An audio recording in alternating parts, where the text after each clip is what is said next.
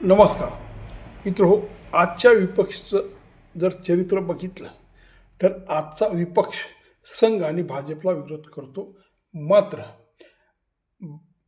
बांगलादेशमधून जे रोहिंग्या येतात, बांगलादेशमधून जे बांगलादेशी घुसपेटिया भारतात घुसतात, त्यांना मात्र विरोध करत नाही. काँग्रेस असेल, वामपंथी असतील, समाजवादी असतील, ममता असतील, यांनी कधीही रोहिंग्याबद्दल आणि बांगलादेशीबद्दल कडक धोरण सरकारने अवलंबावं आणि यांना ह्या देशातून हुसकून लावावं. हे आपल्या देशातले नागरिक नाही, यांनी या देशात राहण्याचं काही कारण नाही असं ते कधी बोलत नाही.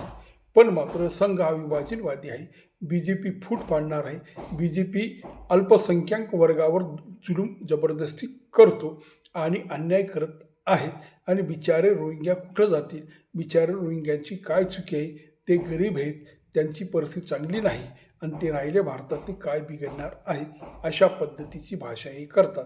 जेव्हा निवडणूक आयोग जेव्हा मतदार यादी नवीन बनवण्यासाठी जेव्हा काम सुरू करते, तेव्हा ममता बॅनर्जी विरोध करते. कारण रोहिंग्या आणि बांगलादेशी या देशामध्ये काही कागदपत्र दाखवू शकत नाही आणि त्यांना इथून जावं लागेल. त्याच्यामुळे तिचं मतदान घटेल यासाठी तिचा आटापिटा आहे. म्हणजे ह्या विरोधी पक्षवाल्यांना देशप्रेमी संघ BJP नको आहे.